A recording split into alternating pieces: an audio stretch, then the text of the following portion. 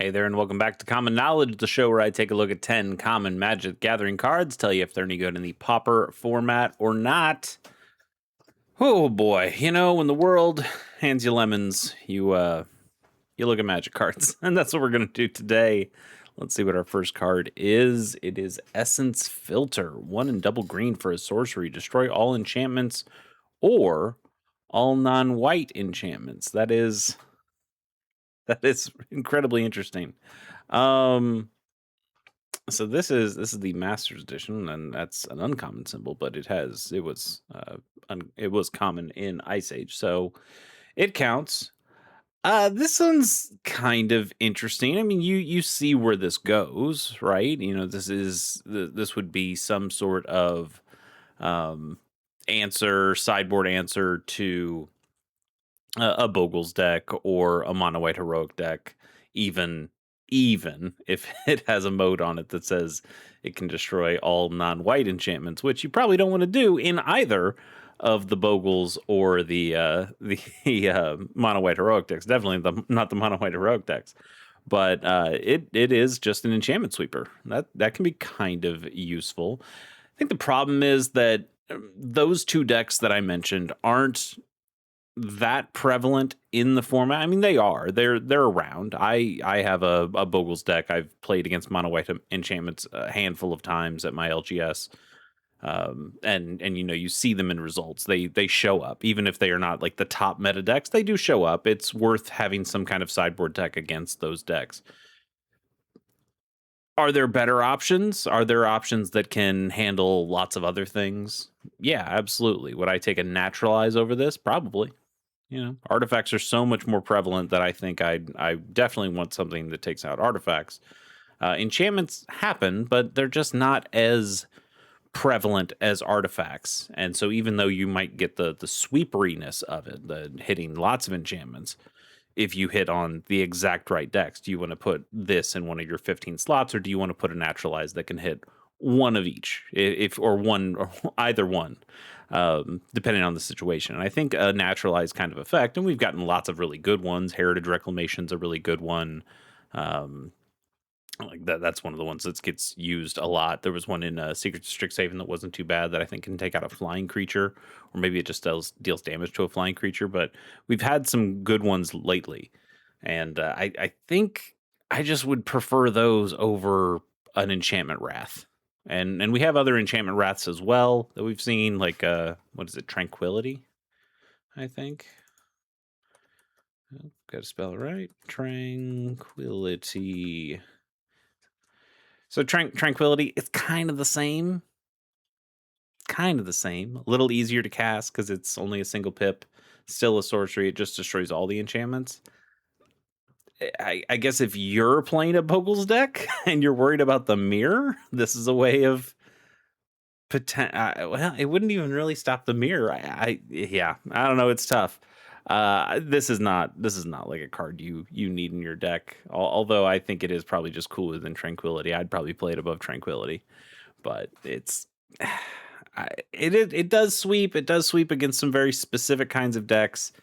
I want to give it a little something, but not really reward it all that much. I think I'm going to give it a 3.4. You got to respect sweepers, but in this instance, I think it's relatively low. Passenger Ferry is 3 mana for a 4/3 artifact vehicle. And when this vehicle attacks, you may pay a blue. When you do, another target attacking creature can't be blocked this turn and accrues for 2. I think vehicles that do this are kind of interesting. That if you have some way of animating the artifact, and you do, I mean, you do because it's a vehicle, you could just tap your creatures and crew it and do it like that. But we don't have one of these exactly, but if you could put a Zoetic glyph onto a passenger ferry, that's pretty cool. Now it's just a creature and has an attack trigger on it. That's neat. Like a Kenku Artificer could also do this. We do have some things that you can do in the Pauper format that would allow you to just turn this thing into a creature generally. But even if you are playing this correctly, fairly, as intended, and you are crewing it 4/3 is a decent body. For 3 mana, it's a decent body. You are having to tap down a 2 power guy, though, or 2 1/1 power guys. Um, eh, there is something that feels like you're missing a little bit of value, but it's very possible that you're in a situation where you're not going to attack with those smaller guys anyway. So being able to tap them to allow this bigger guy to swing in, and how he lets something else swing in for free. That's kind of cool. Well, not for free, but swing in free without worried about it being blocked. This still isn't very good. This thing itself doesn't have any form of evasion. I think 3 toughness is not quite where I want something like this to be. I really want that fourth bit of toughness, just so that feels like okay, the thing's going to stay alive. Anything with 3 toughness or less, I feel like it's too fragile. There's too many 3/1s out there that will happily trade with something like this, and you'll feel really bad about it. But I do like the ability on it. I think that's kind of cool. I'm not going to give this a very good score though. We can go with a 2.5. Yeah, just 2.5. Honestly, maybe even worse than that, but we'll go with it. Bane Wasp Affliction is 1 and a black for an enchantment aura that enchants a creature. When an enchanted creature dies, that creature's controller loses life equal to its toughness. Oof. So it doesn't actually do anything to the creature. That's kind of bad, right? Like you're spending 2 mana for essentially nothing.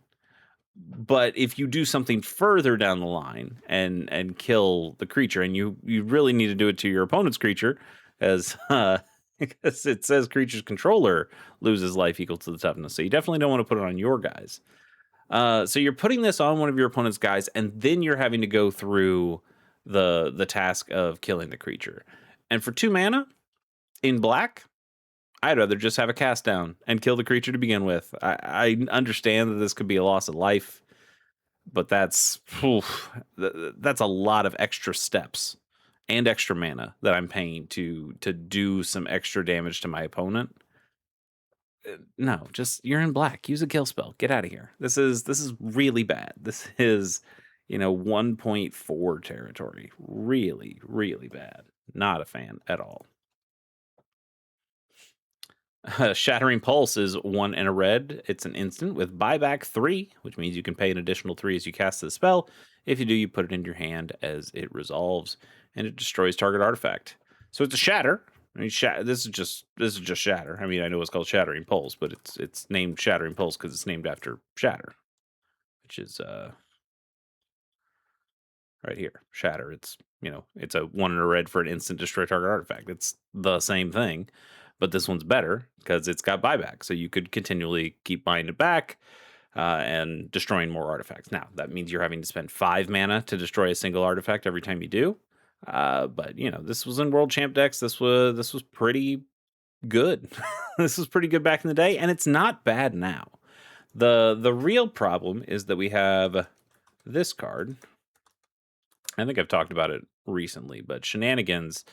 Now, this is a sorcery, not an instant, and that does make a big difference, but it's the same mana cost.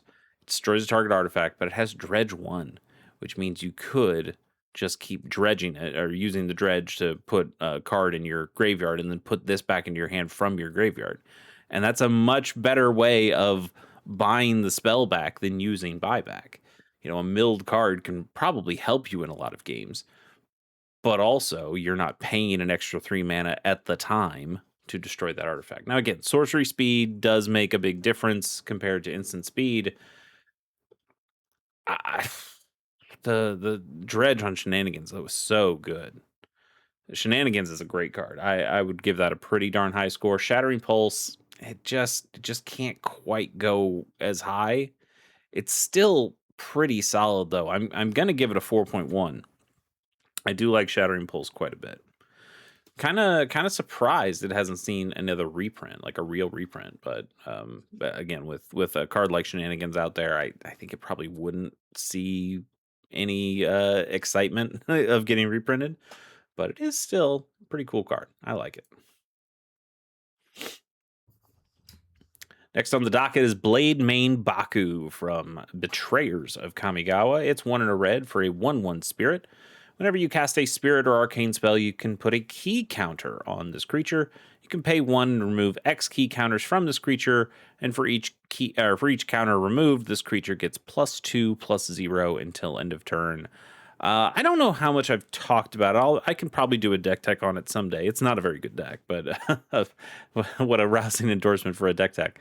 But I did make a Gruul Spirits Kamigawa Spirits deck at one point as a pauper deck that would just use cards from the original Kamigawa block. Again, it's not a very good deck. It's the original Kamigawa block, so it's not strong, but it did have a pretty cool synergy to it, and it did use Blade Main Baku and Petal Main Baku, which this is part of a cycle.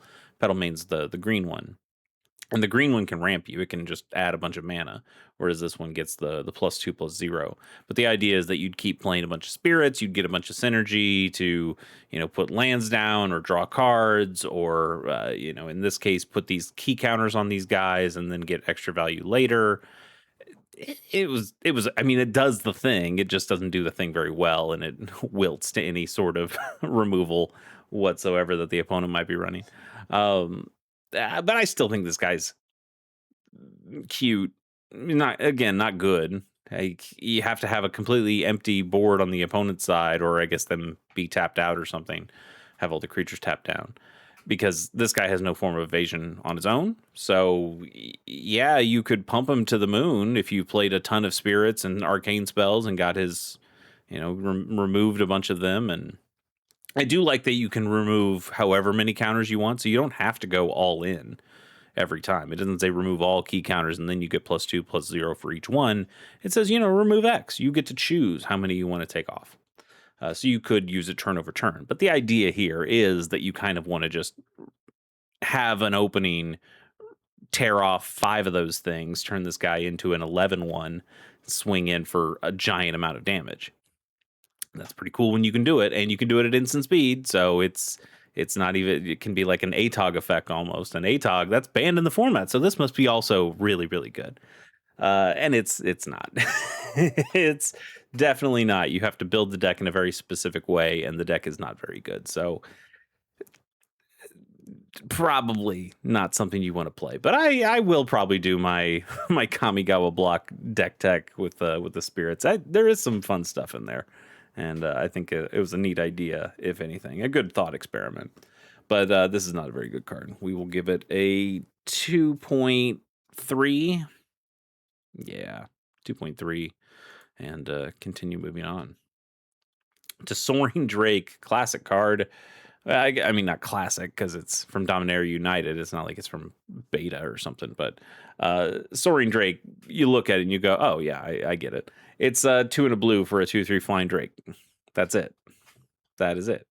They made a better Windrake after all these years, because Windrake is a 3 mana 2/2 flying Drake. So just think of it. And Windrake, when did Windrake come out? That's not Windrake's not alpha, is it? Windrake? No. Portal, the original Portal. So just imagine we've had Windrake since the original Portal for decades at this point. And a 3 mana 2/2 flyer was kind of the baseline. This kind of taught you what blue was capable of, like what kind of power and toughness, what kind of abilities that a blue creature was capable of. And they said, yep, it's 3 mana for a 2/2 flyer. And lo and behold, we've now come so far to Dominaria United that we've said, you know what? You can have an extra point of toughness. Incredible. Hasn't gotten a reprint yet. That's crazy. What are you doing? You got to reprint this thing into the ground. It's too valuable. Yeah, Soaring Drake is, well, it's better than a Windrake. That is undeniable, but it is not that much better than a Windrake, and it will not get that much better of a score than a Windrake. I guess it can block a core Skyfisher or a Glinthawk. Those are things that get played in the format. Can block some fairies. Sure.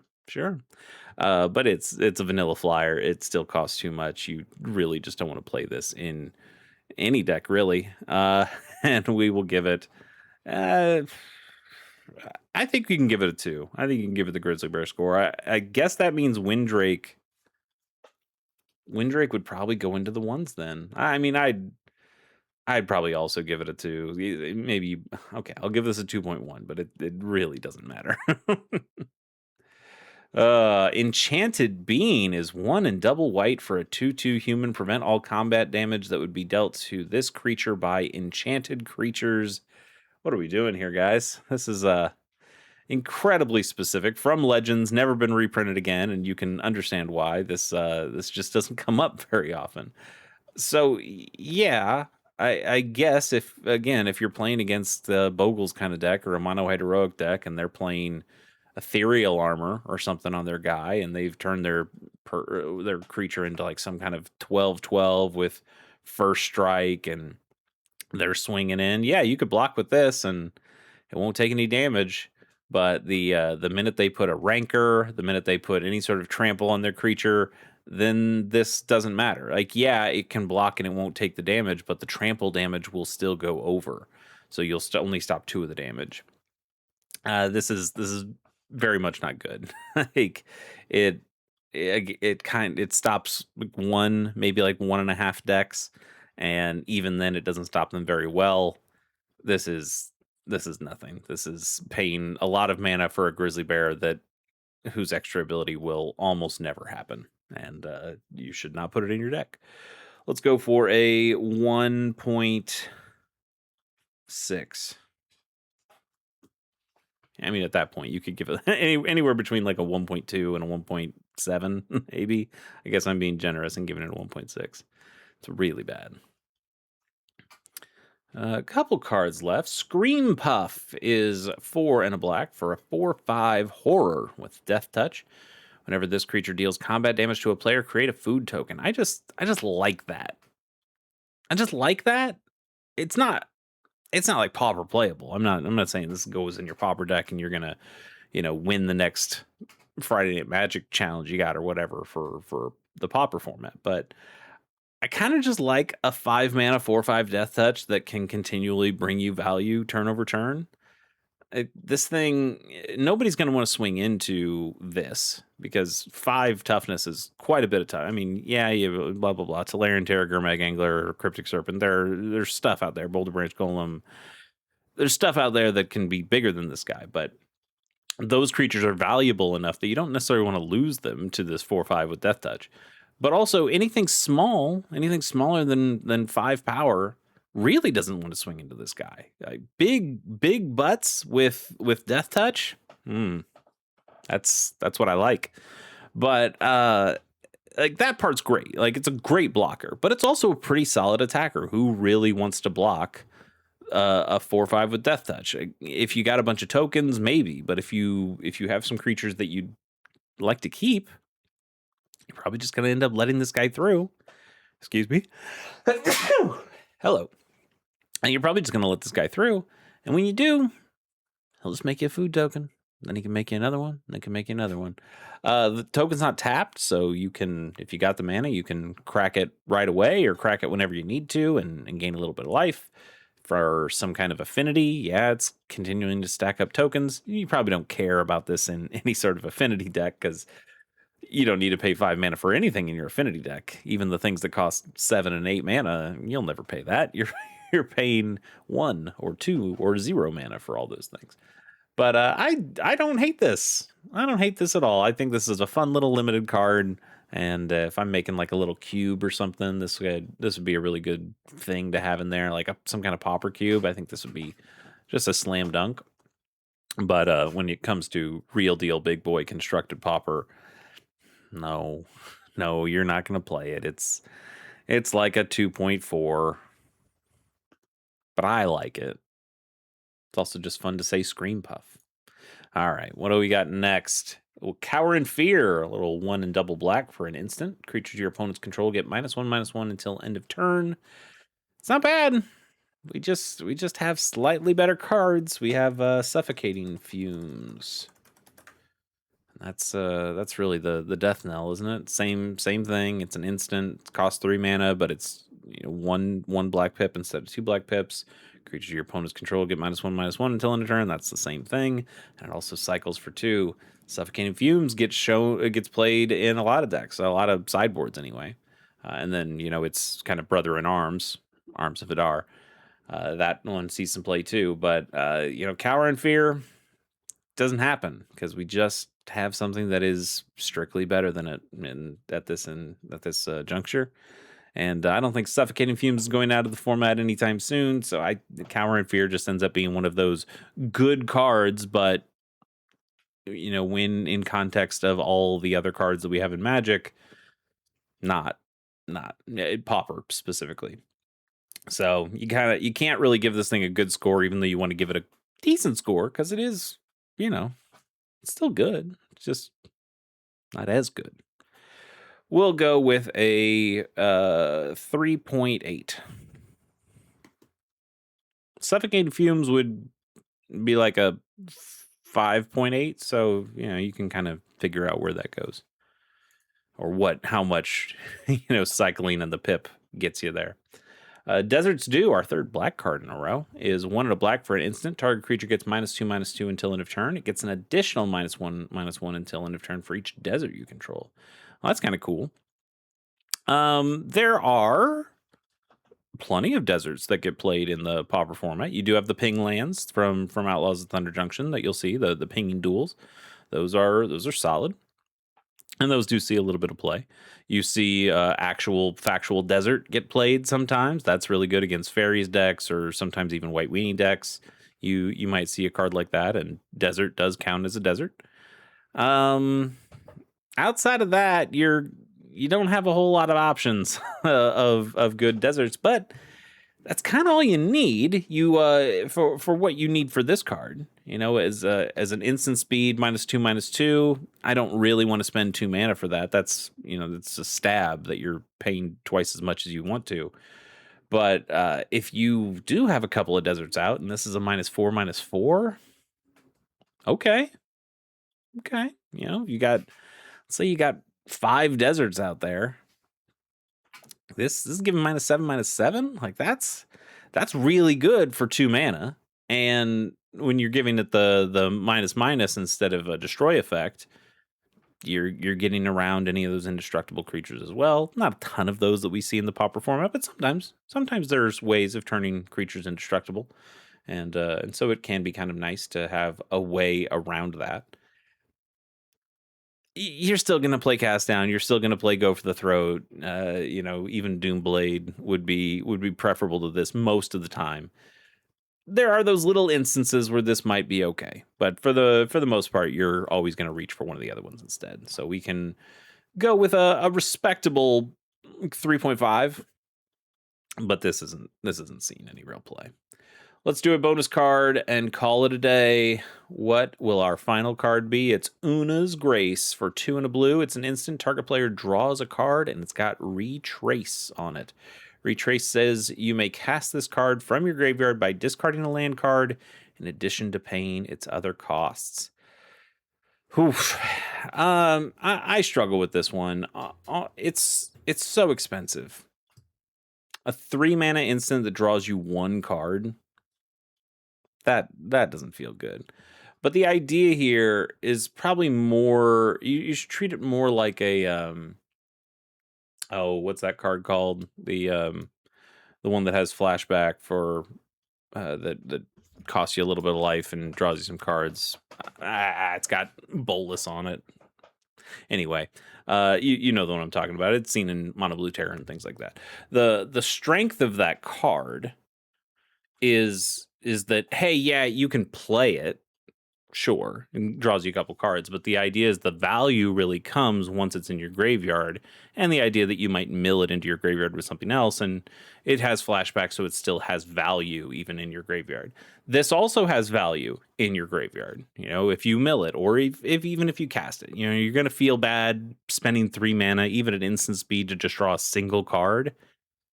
Opt Opt does that, but gives you a scry before that, and for only a single mana. Opt is way better than this. Brainstorm, incredibly better than this. So you do kind of feel bad when you first cast it, but the idea that you can retrace this at any time because it still is an instant, and the idea that all you have to do is discard a land in addition to paying its other costs, well, that does feel like it's getting pretty expensive, but later in the game when you just need to kind of just cycle, especially when you get those lands that you draw a land on your turn, I really don't need this. I'm already flooded. There's no need for this land. Okay, well I can at least pay 3, discard this land, and then draw another card, and you kind of just get this repeatable cycling effect. It's still expensive, but the idea is that there will be a handful of turns where this is probably pretty useful and can help you get a little bit of card advantage over your opponent in the late game where you guys might be having some kind of grindy matchup where that value really matters. It's possible, probable even, but not often. Like, it's not going to happen a lot, and that is kind of the real problem. This is You're paying a lot of mana, and it really is only good in very specific situations. And most of the time, you'd rather have better cards that don't even put you in that situation in the first place. And if you are in that situation, at least it's nice knowing that your opponent is probably in that same kind of mud fight with you, and they're also not playing a card like this. So I think the answer is just don't play this card, but I can understand the argument for it. Also originally from Eventide, and I like Eventide. So I'll go as high as a 2.5, but I really don't think this card is all that good. But it does have applications. You gotta give it a tiny bit of respect, but just a tiny little bit. Anyway, that is our episode for today. We'll catch you tomorrow with more Pauper cards. Until then, see ya.